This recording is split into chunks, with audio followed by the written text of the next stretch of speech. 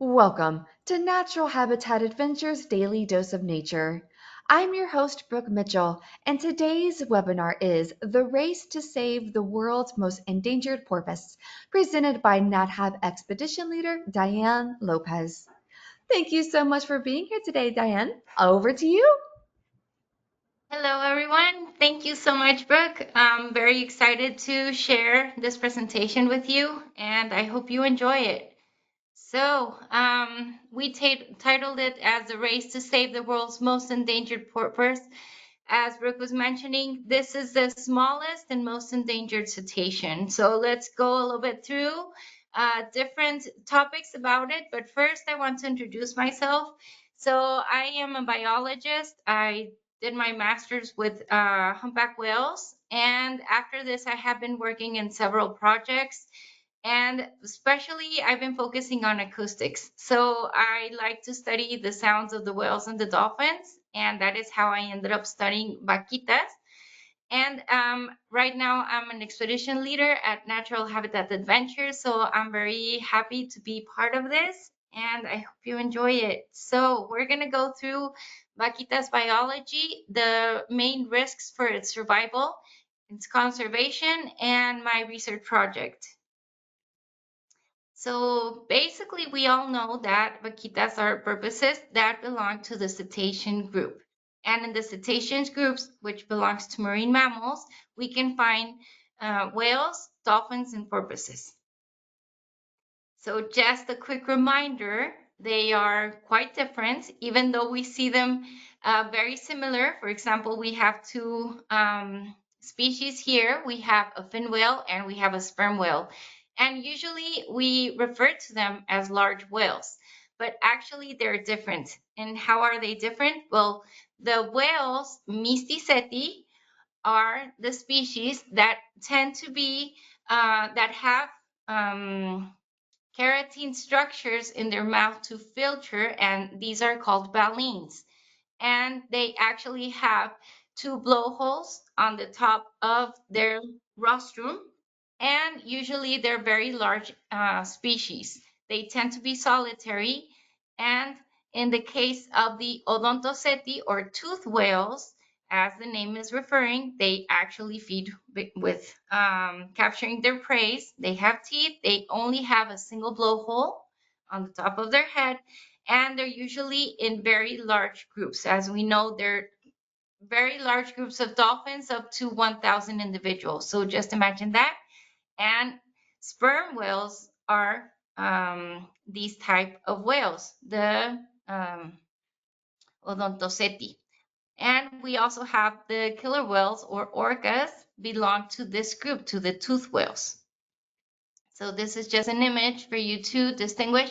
They belong to a common ancestor millions of years ago, but nowadays, in the case of Mysticeti, we only have 4 families, and Odontoceti, we have 9. And here is where we find our porpoises. So in this group of porpoises is where we're going to find the vaquita. So just a general overview that dolphins and porpoises are a little different.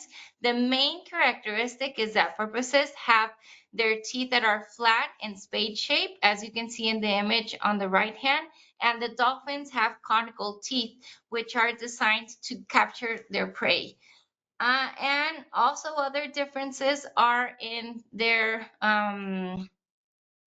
dorsal fin, which usually the porpoises have them a little bit more triangle shape, and the rostrum is quite flat if you compare it to the dolphins, as you can see over here. And dolphins, we're talking about more or less 43 species between marine and brackish water, and the porpoises, we only have 7 species.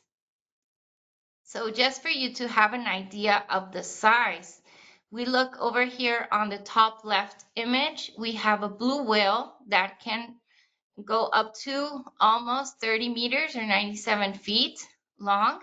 And on your bottom right hand, we find the porpoises. So they're quite small, actually. We're talking about more or less 4.5 feet. So we mentioned that there are 7 species of porpoises. And these 7 species of porpoises are spread out through the world, and they have actually very specific range distributions, as we can see in the image. So now, for example, we have the harbor porpoises, which would be like the most spread distribution around the world, as you can see over here in the blue ones. But then we have also Dall's porpoises and the narrow ridge finless porpoise. Burmeister porpoise, for example, this one is very only in the South American coastline. And spectacle porpoise, we find it in all the range of the Antarctica. So we're talking about vaquita. In Spanish, actually, it's vaquita marina. And this derives from the word in Spanish. In English would be translation little cow. So like the little sea cow. And its distribution is right here in Mexico in the upper Gulf of California, Gulf of California. So how is it possible that they ended up there? So it is believed that the most closely related by studies genetically is the Burmeister porpoise and the spectacle porpoise. But actually, they have a common relative. And this common relative goes way back in the Pleistocene, 2.5 million years ago. And this would be more or less like a cold period of time in which probably the common ancestor spread it out its distribution, and it ended up in the equator up in the Gulf of California. And when the temperature started rising again, it got trapped right in that specific spot, the ancestor, and then it evolved into what we know now as a vaquita. So the most common, most related to is to Burmeister porpoise, and we saw that this one is the one that is in South America, and the coastline of South America. So now, talking a little bit about the species. Remember, it belongs to the family of Phocenidae, and the population is what is very, very critic, and it's an endangered species.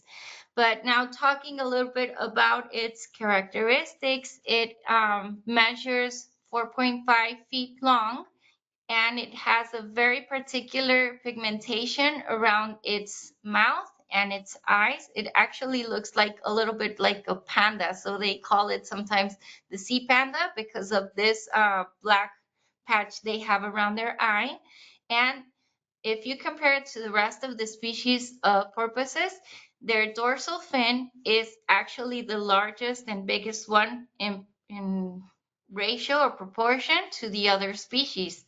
And this is very interesting because they have evolved in such a way that a very wide dorsal fin allows them to thermoregulate. So we're talking about the upper Gulf of California with very high temperatures in the water.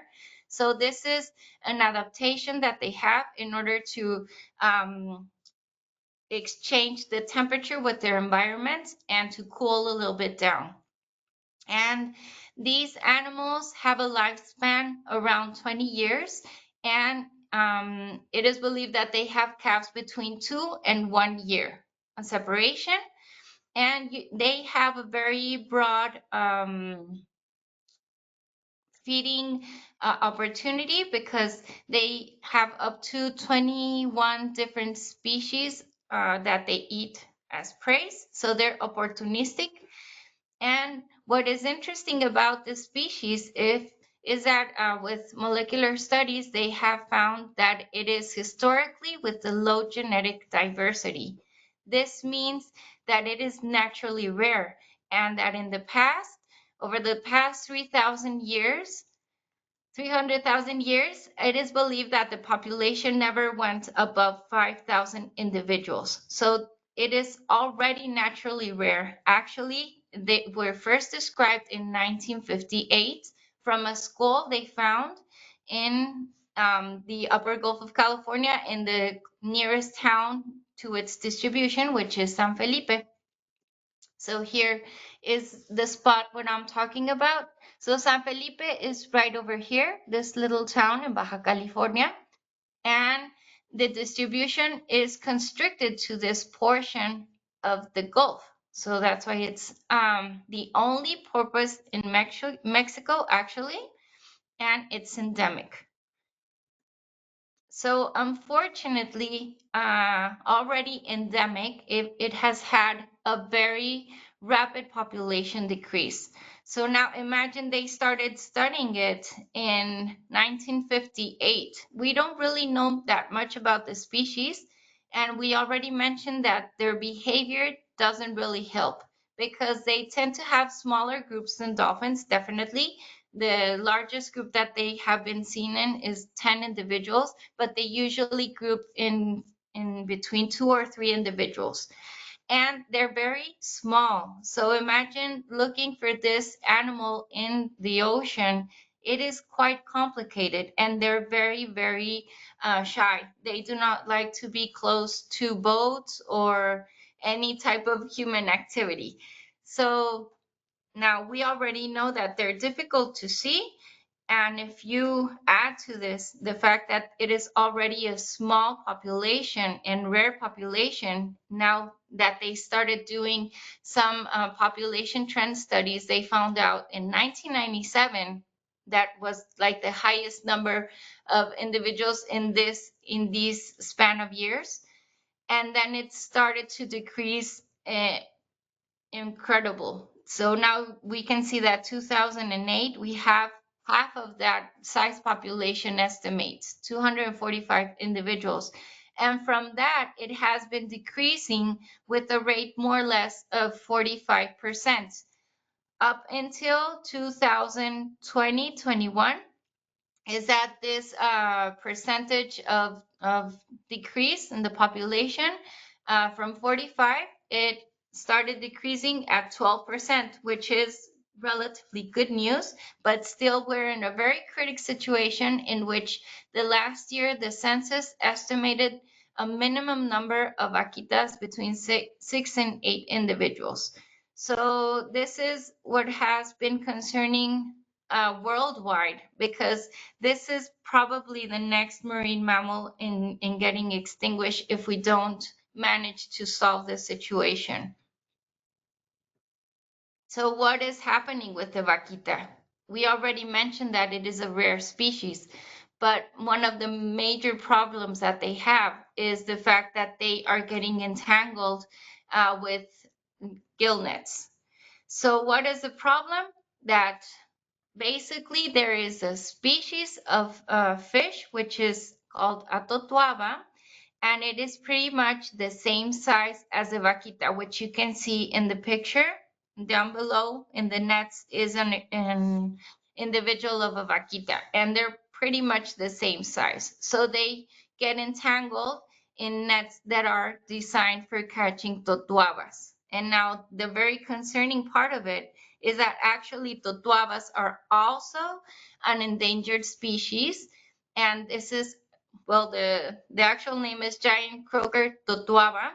It's an endemic species as well as the vaquita. This means that it doesn't distribute anywhere else in the world, and they got into this protection status in 1979. So this is also very concerning because these animals have a sexual maturity until they're between 6 to 7 years old. And if they're getting cut before they reach the sexual maturity, then they're not reproducing enough so they can balance their population size. So the lifespan of this species, as well as the vaquita, is more or less 25 years. And the threats for this species is the illegal fishing, the bycatch. And there's a very strong issue regarding this species, that it is a mafia. So they're trafficking with a very particular organ of this fish. And that is what is very sad about the situation, that they're only fishing them in order to get the bladder, the swim bladder of this species, and then they discard the rest of the individual. And the swim bladders are believed to have these medical properties, as well as other status situation, and also aphrodisiac, and so these are pretty much sold in China, and so this is a trinational problem. We're talking about three countries involved in this situation, not only Mexico. And unfortunately, these swim bladders are becoming or are named the cocaine of the sea because once 1 kilogram of sea bladders can have a cost of $8,000. Just imagine that. So it's highly appreciated because of this monetary value and the medical value that they attribute to them. So this has become the main problematic for the vaquita. And this picture, I really like it because it tells you more or less that it is the same size. They look more or less alike because we're talking about species that have more or less the same distribution range. But the thing is that, and I already mentioned, vaquitas are in very small groups. And totuabas, these are having the same issue as the vaquita. They're also endangered. And so this is a representation of this problematic, no? So this is the example. Now, what are the main threats? The entanglement in different gill nets or mesh sizes and the illegal fishing for totuaba. So the mesh size is in the net where these animals get entangled, and when they want to pull out is that the gills get pretty much entangled with this, and then they drown in the case of the vaquitas, and that is when they take them out, not only with vaquitas and totoabas, but a lot of diverse fauna have been entangled in this type of net. So right now the main problem are the gill nets. And other potential threats that have been suggested for this species has been the fact that there have been ecological changes as a result of the reduced flow from the Colorado River. So going a little bit back into the map, so you can see right here in this area, right in the upper Gulf, we have here the river Colorado, which becomes a delta, and this flow has been reduced in the last 50 years. So this is one of the things that they have hypothesized that could be affecting also the situation of the vaquita, but nowadays we know that it hasn't affected um, in the case of the vaquita. So the main issue was concerning that if there's ecological changes because of a reduced flow of water inside of the upper Gulf of California, this could be affecting the prey of the vaquita. And nowadays they have found out that the vaquitas have never had any nutritional problems. When they have the individuals that they have pulled out of these entangled nets that are already dead, deceased, when they look into their body conditions, they're fine. They do not lack of food. So this is suggestion that has been discarded in these years. Also, they have been talking about habitat pollution, but the studies in this area have shown that the levels do not represent a risk for the well-being of the vaquita. Another potential suggestion or hypothesis was an inbreeding depression. Why? Because if you have a small population, there's not a lot of gene diversity. But now we have found with molecular studies that they have had this genetic stability for the last 3,000 to 5,000 years. So this does not represent a problem. And it was actually a concern that if if the population does ever recover, that they have a low genetic diversity would be a problem. But they have found that they are in a stable genetic situation. So this does not represent a problem either. And they have also mentioned some affections because of climate change, but vaquitas have already evolved in a very specific environment in which we have very high temperatures. We have a very wide range of shifts in the tides because we're in the upper Gulf. And also there's a lot of turbidity. So the vaquitas have evolved specifically for this environment. So there have been many, many approaches to save the vaquita, and I'm sure that many of you have been already aware of this situation of the vaquita because it's quite shocking. And I think one of the most strong efforts that they have been doing was to try to take the vaquitas inside captivity in order to stabilize the numbers of the individuals and then take them back into the wildlife. But unfortunately, this program, the CPR, vaquita CPR, did not continue because vaquitas did not do well when they were captured to take into captivity. So they captured two of them and they got into cardiac arrest. So they failed in this situation, but it has to do with the particular situation of the vaquita because it's its type of behavior of being very shy and very nervous animal. So if you compare it, for example, with the harbor porpoise, it has been the only porpoise that has been able to be in captivity, but vaquita wouldn't allow it because of their behavior, natural behavior. So other efforts that we know are documentaries. There's actually an international Save the Vaquita Day, and we will go through the ones that have been driving here in Mexico. So in Mexico, the main efforts to protect the vaquita are the zero tolerance areas, which are areas inside of the refuge of the vaquita in which the boats and fishing activity are not allowed. Others are collaborations with non-governmental organizations, just like Sea Shepherd Conservation Society, which has been working hand to hand with the Mexican Navy to patrol the refuge and also to remove illegal nets. There is a community engagement program. And this one is trying to involve the local fishers in sustainable practices and to provide alternative livelihoods to reduce reliance on gillnet fishing. And this has been a little bit of a problem because, as you can imagine, the amount of fish that they capture with alternative practices, like more handcraft practices, are not comparable with the amount of fishes that they capture with gill nets. So this has been an option that is not being very sustainable for the fishermen. So they're trying to look how else to develop these fishing practices in order for them to adopt them and to stop using the gill nets. Vaquita CPR, which I already mentioned to you, which unfortunately did not thrive.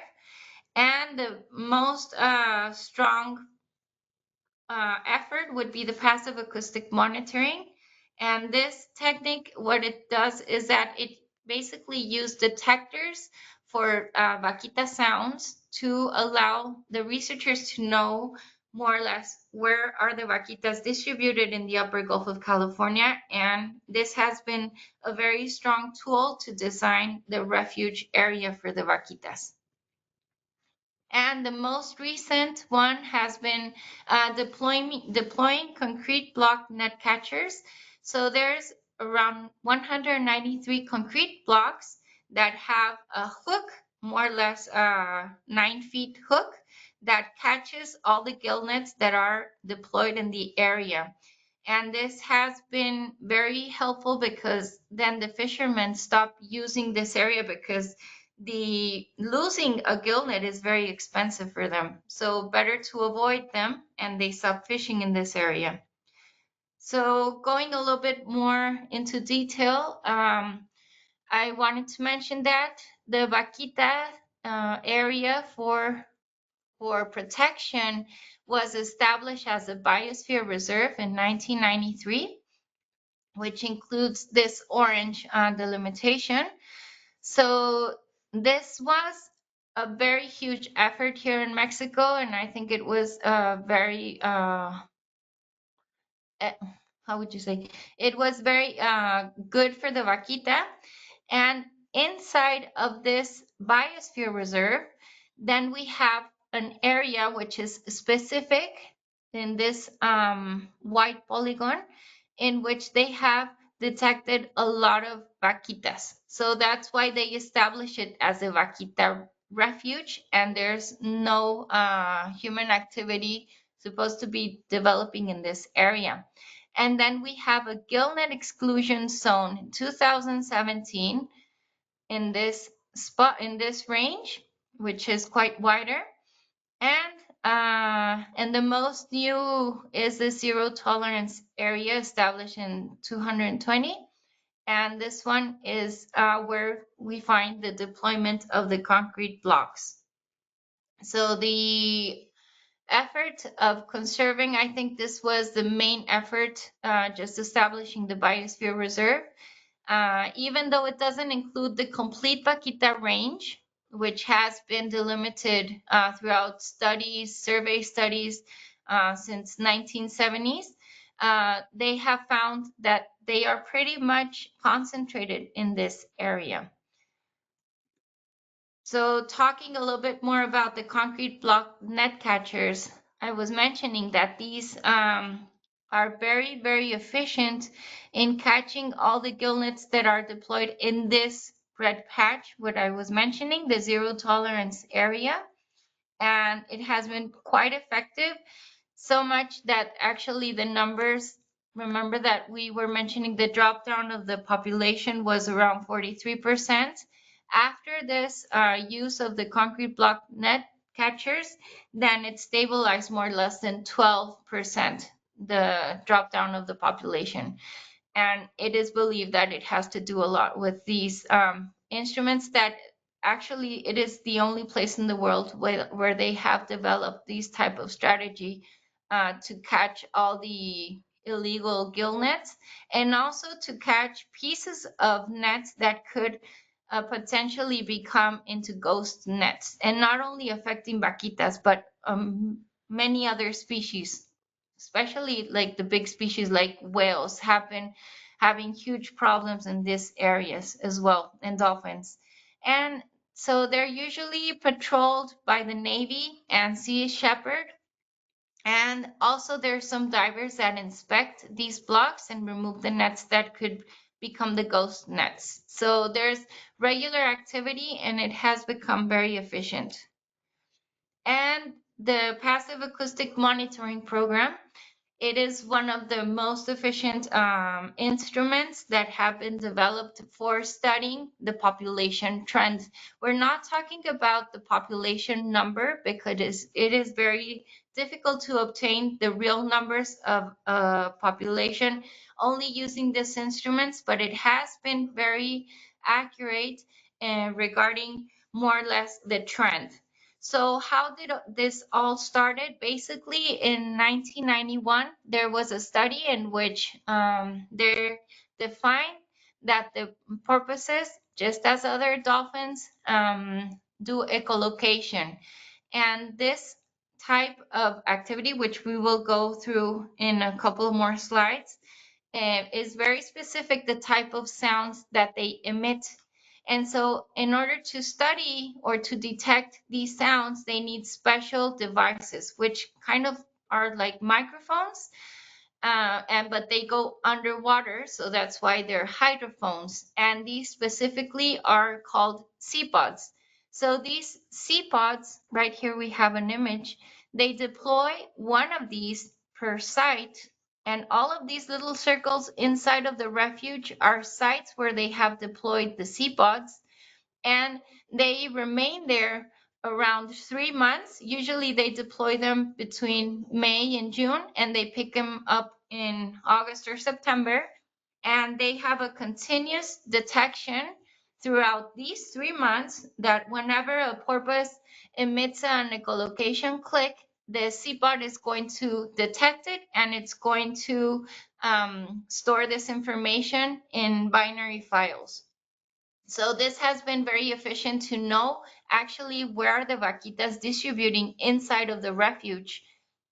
And this was very effective, especially after the CPR situation that it didn't go well. So now this was an alternative and it was working pretty well. And thanks to this study that started in 2011, we have several publications about this population trend estimates only with the detected sounds that they have been monitoring throughout even nowadays. So what is echolocation? So let's dig into a little bit more about the vaquita sounds.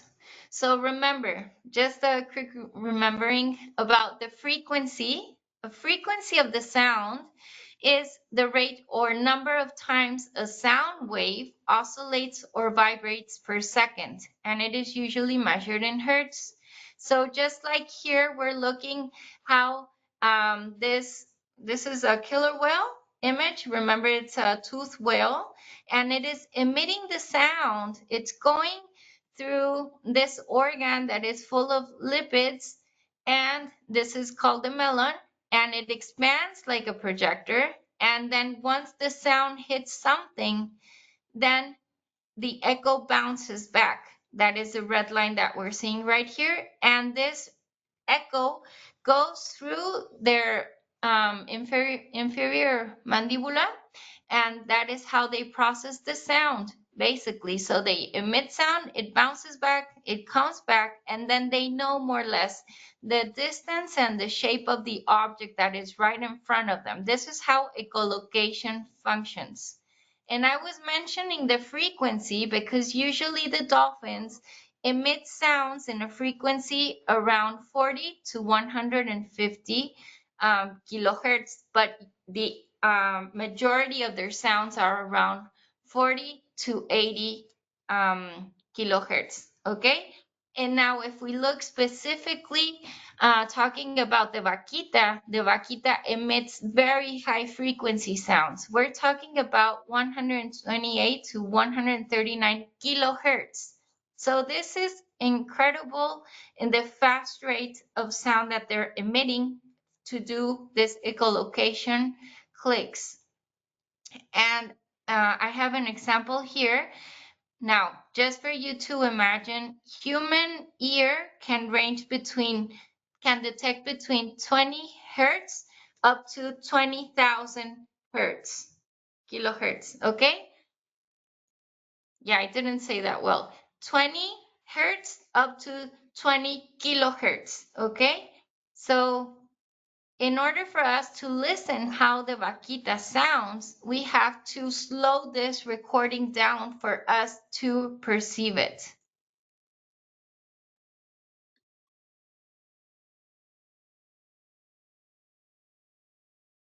I'm not sure you can hear it.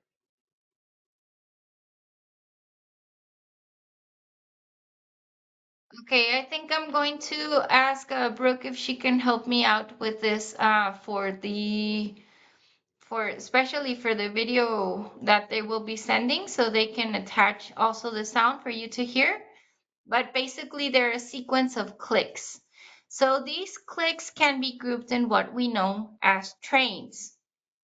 And these type of trains are belonging to the narrowband high frequency species. So of all of those species that we were talking about, dolphins, there's only some of the dolphins and porpoises that can actually emit these type of sounds in such a high rate frequency. So this is very specific for these type of species. And so what they did is with the deployment of these sea pods per site, they were able to detect the amount of days that they had acoustic encounters of the vaquitas. So now in the colors, we can see more or less how was the concentration of sounds of the vaquitas throughout the sites, throughout the years inside of the refuge.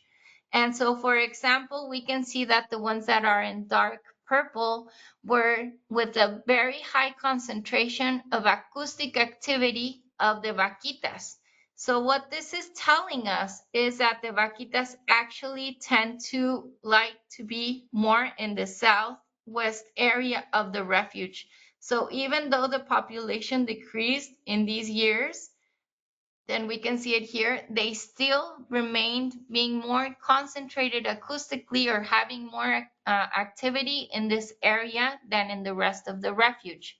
So we have called this area as the high acoustic concentration area. Okay, and this is how more or less it has been possible to know what is the trend population for the vaquita. So they make these estimations. If you want to look into more further details, I recommend you to read Jaramillo Legorreta et al. From 2019, Decline Towards Extinction of Mexico's Vaquita Porpoise. So the interesting thing that we find now is that in 2011, from 1991, and in 2011 and 2018, these researchers found out that the clicks that they emit that are called trains, remember that I called that when you group clicks into trains, these usually were done for foraging or for feeding. So they do it, they emit the sound, it bounces back on a prey, and then it bounces to them so they know how to find it. And they did this experiment in which they put suction cups on the eyes of a harbor porpoise. Remember that these are the only species that can be in captivity, to find out how they were feeding. And they found out that it is basically by sound. So they rely on sound for pretty much everything, not only for feeding or to seeing or to knowing where they are in the environment or to avoid predators, but also even to communicate between them. So what we know is that the dolphins usually use whistles to communicate with other dolphins, and they use click trains to forage or to feed. So when they found out that the porpoises were doing only echolocation trains, they thought it was only for foraging purposes. But then they found out that depending on the rate of the clicks, how fast they emitted or how slow, it depends on the activity that they're doing. So actually, they found out that when you had a mother and a calf of harbor porpoise together, they could study all these different behaviors only on how fast or how slow were the train clicks. So then they would find out if they were doing an aggressive behavior, that they were looking at the captive porpoises and then they were recording them. They had a very particular emission rate of the clicks than if they were observing them to be in contact. For example, the mother and the calf, they had another frequency rate of the clicks. So this is very interesting information that has been described for the porpoises. And remember, these belong to narrowband high frequency species. And now what I am trying to do is to use this information in order to learn what is happening with the vaquitas.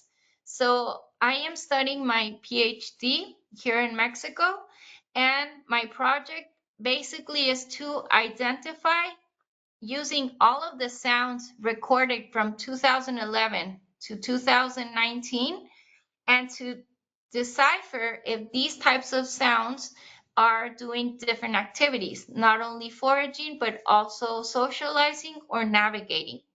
But why is this? I'm trying to find out in order to detect what specific areas inside of the refuge they use for what purposes. So I was mentioning here, we already know that there's a high concentration of acoustic activity in the southwest area of the refuge, but now I want to see what they're doing there. Are they only feeding in this area? Or do they actually feed in the complete area? Or do they socialize more in another area? So that is what I'm trying to find out in order to aid in the efforts of conservation. So if we actually know that they're foraging only in one part of the refuge, then to establish criteria that could protect even further the vaquitas. So that is my main research project. And here is an example of how a click train more or less looks like. And this has to do with the speed that they are emitting the clicks. So when a first approach, the foraging trains can be divided into two phases, the search phase or the approach phase. When they're searching, they are emitting clicks in a regular basis of 60 milliseconds. I'm trying to say that every 60 milliseconds there's a click. So they're very spaced and they're kind of like scanning their environment. But once they have detected a prey, then they start an approach phase. So what happens here that they start emitting the sounds even faster so they can have a more precise uh, ubication of the prey or way to find the prey. So these become in buzzes. They emit, we're talking about a click every 1.5 milliseconds. So this is more or less 600 clicks in 1 second. So just imagine it becomes a buzz. So this is what I'm focusing on because then if we find the buzzes, then for sure they are foraging, they're hunting. So this is kind of like my cue to know that they are in this particular activity. And so what I did is to pick up all the recordings of all the years and try to separate them into these buzzes using the rate of emission of the clicks.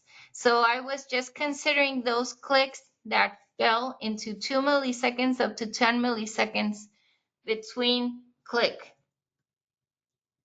And so this is pretty much what I found now, and I'm very excited to be sharing this with you because this is part of my PhD project with my advisors that I put right here on the left side.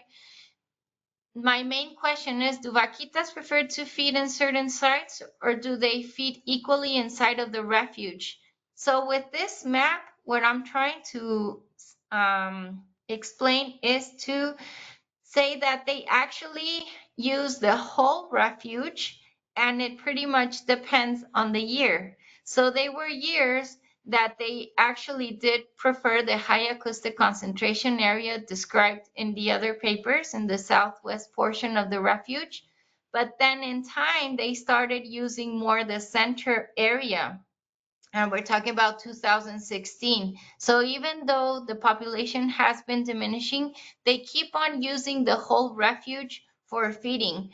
So this is crucial because this means that the refuge has to remain as it is. We cannot put more or less. Well, the ideal would be expand it, but if we cannot expand it, at least to maintain it as it is crucial for them because they're using the whole site for foraging. So I want to give a special thanks to these researchers that have been supporting me throughout all of my years of study, but also because they are pretty much the crew of Conservation Vaquita. So actually, Dr. Lorenzo Rojas has been studying vaquitas since the 1990s, and they call him Dr. Vaquita. So you can imagine he pretty much is the expert worldwide.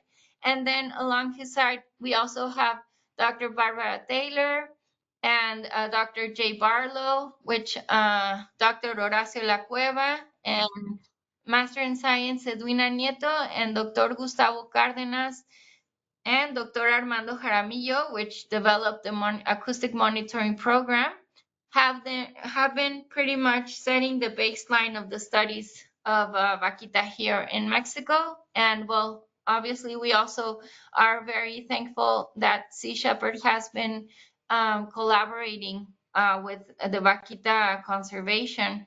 So all of these have been crucial in order to at least avoid the rapid extinction rate that it seemed to have. So remember that it diminished and there's still hope. So last year they were actually able to spy between 6 and 8 vaquitas, which I already mentioned. But the good news is that 2 of them seem to be calves. So this tells us that the vaquitas are still reproducing. So there is a high hope and expectancy that all of these conservation efforts will help in the near future. So if you still have more questions, I really recommend you go into these couple of web pages. These are very easy to read. They summarize all of the information about Vaquita in a very friendly way. And we have this porpoise.org, and you can find out about the other species of porpoises. But then if you also are interested in helping vaquita conservation, you can go out through this webpage and they will be pointing out what direction you can take if you want to do something about it. And also there's the International Save the Vaquita Day. So I put it this screen capture because they have a video where you can access and watch the recording if you are interested in more information or live sessions that they had from last year. This year is going to be until September 7th.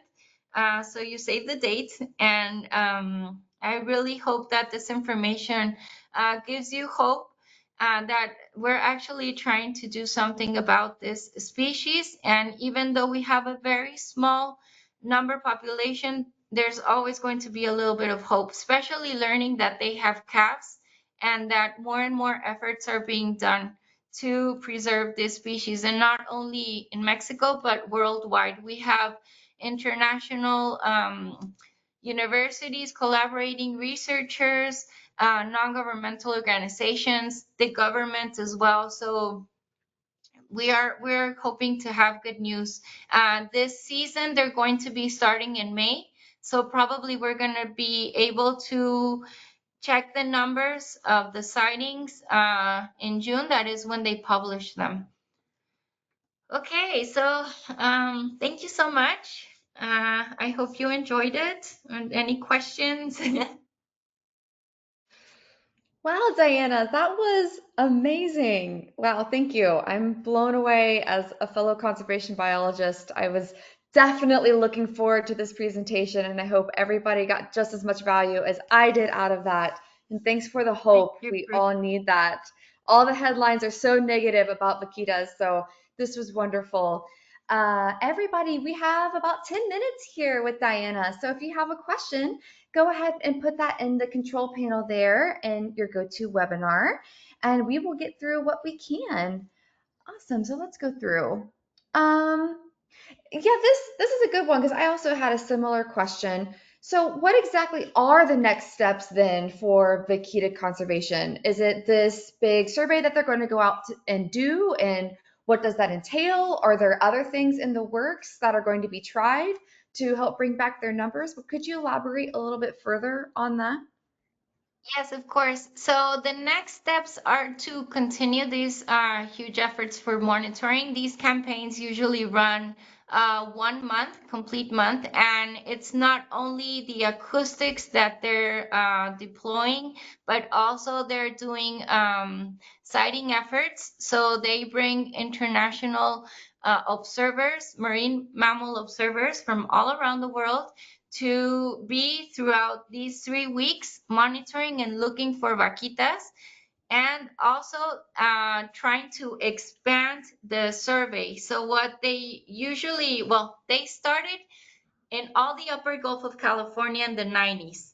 And then with the survey, they started seeing that the vaquitas tended to group very close to shore, very close to San Felipe, and that's why they established this refuge right in this area. So right now, the trend is that now the survey is going to be expanding. So they're going to be looking into all a higher range of potential distribution of the vaquita to see if they're moving maybe somewhere else, and that's why we're not detecting them. So this also implies that they're going to be deploying acoustic devices to see if they can pick up the sounds of the vaquitas in a larger range than what they were used to doing the surveys and protection efforts to see if they have moved along. So that is pretty much where we're standing right now. And to keep on with the program of the cement blocks, they are going to try and to expand also the deployment of these cement blocks in a larger portion of the refuge, which is quite huge also because we're involving the Navy that deploys these cement blocks, and to continue emphasizing the work with the fishermen, so they can have so they can keep on working legally, not to get involved in the illegal fishing, but also to get a monetary retribution for not using the gillnet. So right now it is, I think that is one of the breaking points in conservation right now, is how do they involve the local community without affecting them economically, but enhancing them so they can protect the area. So what I've been seeing, I am living in Ensenada, which is very close to Tijuana, and like 3 hours from San Felipe, which is this area. And what we have been seeing also is that they're doing a huge effort in to try to promote the consumption of fish that has been fished with the handcraft style from the fishermen. So hopefully this will enhance the fishermen also to keep on trying and fish this way. So that is the current situation. Wow, that's amazing. Yeah, you answered like multiple questions at the exact same time. One of them was a really good question, and that was what is the Yeah. local community's perception and the fishermen of vaquitas? Like, are they against these conservation efforts or are they embracing them? Do they, feel, um, honored or, like they love the species? So that was a really good explanation. Thanks for that. Yes, Okay. I want to mention this is something that I think that in conservation history, and not only for my country, for Mexico, but maybe in other countries for sure, is how you approach the local communities that have these species that you want to protect. I think that if you want to have good results, the best way and what we have been seeing is to approach friendly and collaborate actively with them, because unfortunately, decades before, it was more like they would arrive and ban the use of the area. So this would get obviously very unhappy people know that they would be like, well, I've been fishing here for centuries now. My family, my great grandfather and mother have been living here, and we have been using the land or the ocean and supplies. And now you're telling me I can't do any of that. So I think that the main um, focus that we need to have in conservation is to involve local communities and to establish middle points so they are not affected in our aids of conserving, and also so they can also embrace the protection of these species. So nowadays, that's also something that Gustavo Cárdenas is trying to reinforce, that they're actually trying to show local people how to do observe marine mammals. So we have local observers, and so there are people from the town, and that they actually embrace the protection of this species. So that is the breaking point in conservation, and not only for vaquita, but we saw that in gray whales in Baja California. If you involve the community in a sustainable way and you give them options, they end up embracing and protecting the species. Also with the jaguar. So yeah, I think that is the main situation nowadays. They're trying to shift that approach here in Mexico, in the upper Gulf of California, because decades before it was more banning. Nowadays it's more collaborating. So I think that is the cue. Yes, I could not agree more. I have seen this trend around the world, and I'm really glad that conservation has gone in this way. Next here, has a GPS tag ever been successfully put on a vaquita? Okay, that is a great question. I'm sorry I had the signal interrupted.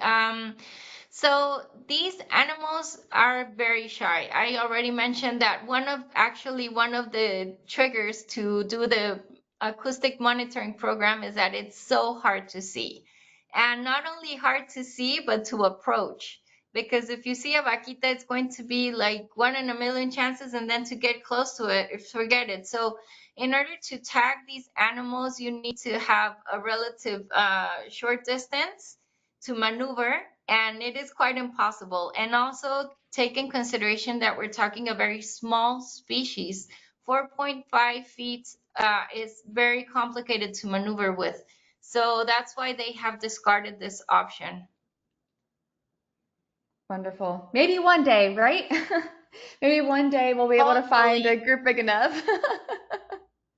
Or maybe Yes. that they well, it's very complicated that these type of animals change their behavior. That's why they got into cardiac arrest, because they're so nervous when they try to capture one in order to put it in captivity, and they didn't make it because they're very nervous. So imagine if you tag one of these animals, they're very intelligent and sensitive, and the most probable is that if we're having trouble to see one and they already record that we're going to probably hurt them, it's going to be even worse. So we don't want that. Yeah, maybe one of those suction cup ones, but yeah, totally Yeah, understand. yeah, Yeah, exactly. for sure. Well, we are nearing the very end of the hour here. This has been such a fun way to spend Friday. So, Diana, I would like to turn it to you for any last closing comments. Well, I appreciate greatly whoever watches this video, because I think that the cue for conservation is knowledge and to share this knowledge. And if we do not know what's out there, how can we take care of it? So I enhance people to share information not only about vaquita but other species. We have so many species that are in difficult situations for conservation. So I think that the best we can do from our home is to spread out the word. And that is how we're going to get further into conservation. So people can actually take care of what we know there's out there. Yes, that is a perfect ending message. Thank you so much, Diana. I know we all learned so much from you. And I would like to thank everybody who tuned in. Join us Monday for our next daily dose of nature. You can check out next week's lineup, including registration links, on our website at nathab.com/webinars. And keep an eye out for our Sunday e-news announcements. We did record today's presentation, and we will have the replay available on our website soon. With that, I will conclude the webinar. Goodbye, everybody. Thank you. Bye.